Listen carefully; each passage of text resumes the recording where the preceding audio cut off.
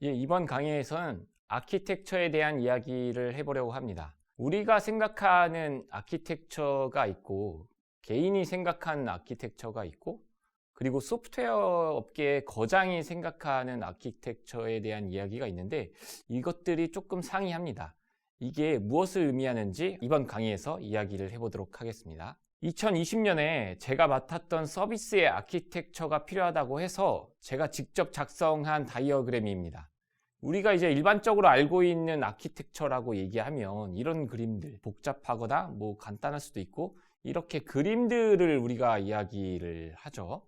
그런데 제가 이 당시에 이 다이어그램을 만들 때 어떤 생각을 하면서 과연 만들었을까요? 저는 이런 생각들을 하면서 만들었습니다.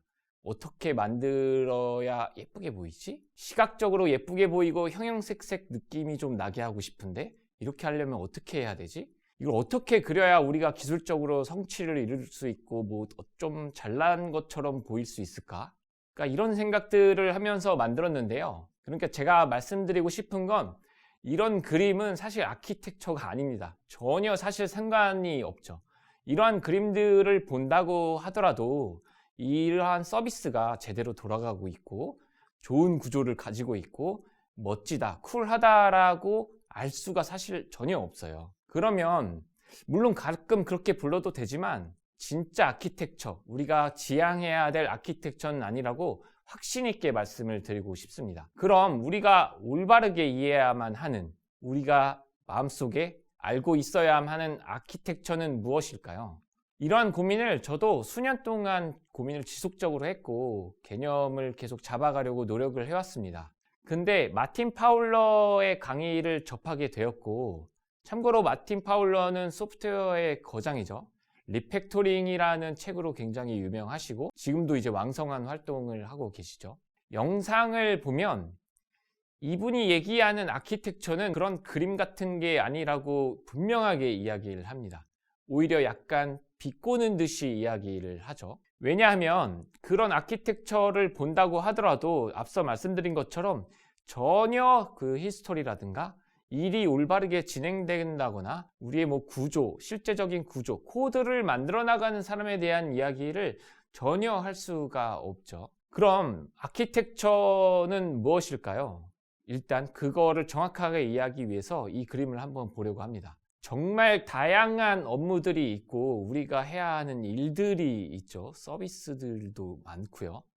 간단하게 표현하면 저는 이런 그래프로 표현할 수 있을 것 같아요. 아키텍처도 사실 엄청나게 넓은 개념이죠.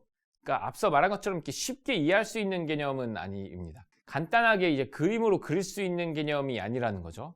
우리가 건축 도면의 아키텍처만 생각하더라도 그냥 단순히 A4 용지 몇 장으로 표현할 수 있는 그런 것들이 아닌 거랑 동일하다고 보는 거죠. 그러니까 데브옵스나 이런 사상들이 지향하는 아키텍처는 서비스의 성장, 늘어나는 인원의 시간에 따라 이런 흐름에 따라서 일의 속도, 그리고 우리 팀의 속도, 이런 것들을 가속도 선상 그래프 위로 올려야 한다는 거죠. 그리고 이렇게 해야만 하는 이유는 이게 바로 어떤 서비스가 성공하기까지 중요한 성공 방정식에 가깝다는 이야기인 거죠. 좋은 아이디어를 가지는 것도 중요하지만 우리의 팀이 좋은 아이디어를 얼마만큼 빨리 구현하고 적용시킬 수 있느냐가 사실 더 중요하다는 거죠.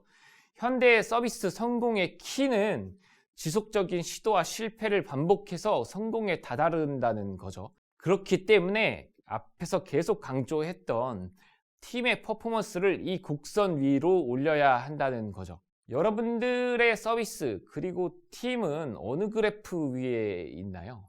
우리는 항상 이런 빨간색의 이상적인 그래프로 생각을 하고 이렇게 일하고 싶지만 신기하게도 우리는 서비스 규모가 커지고 사람이 늘어남에 따라 일을 더 잘하고 일의 퍼포먼스가 늘어날 거라고 생각을 하는데 거의 그런 경우가 사실 많지 않습니다. 근데 그렇다고 반드시 이런 경우가 또 없는 건 아닙니다. 극소수의 어떤 기업들은 이렇게 가속도 선상의 그래프를 잘 그려서 실제로 놀라울 만한 결과들을 내고 있으니까요. 그러니까 우리는 항상 이런 부분을 고민해야 한다는 거죠. 좀 더 이런 것들에 대해서 자세하게 이야기를 해볼까 합니다. 팔각형 그래프를 저는 이렇게 나타내서 주로 자주 표현을 하는데, 일을 하는 거를 결정사항을 내리면 어쨌든 이 팔방향 위에 있다고 생각을 합니다. 그러니까 어떤 일을 하는 것, 그러니까 기술을 도입한다거나 새로운 시도를 한다거나 작은 의사결정을 내리고 큰 의사결정까지 이러한 연관된 것들이 이 팔방향에 놓여져 있다는 거죠. 그러니까 우리가 이루려고 하는 목표로 도달하는 정방향에 있어서 완전히 어떤 일은 우리에게 도움이 되기도 하고 방해가 되기도 하고 그렇다는 거죠. 예를 들면 이런 일들이 있습니다. 이게 이제 단순히 기술에 국한된 이야기는 아니죠. 정말 다양한 변수에 의해서 일의 방향성이 결정된다는 거죠. 팀, 기술, 시간, 비즈니스의 의미 등 모든 것을 종합했을 때 그 일의 최종 방향성과 결과가 결정된다는 거죠.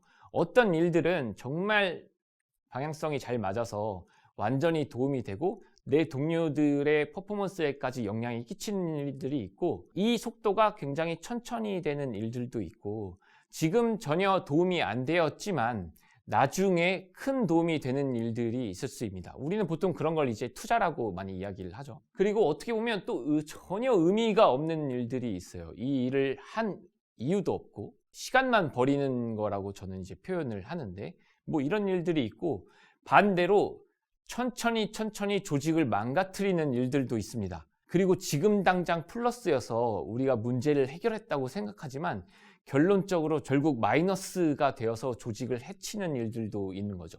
그리고 꼭 기존 주위 사람들을 망치고 전혀 비즈니스에 도움이 안 되는 일들도 있습니다. 저는 이런 것들을 고민하면서 이렇게 일들이 이런 팔방향 위에 이루고 있고 이런 것들을 잘 결정을 내려야 일이 올바른 방향으로 가는구나 라는 거를 어렴풋이 계속 깨달아가고 있었던 과정이었던 것 같습니다.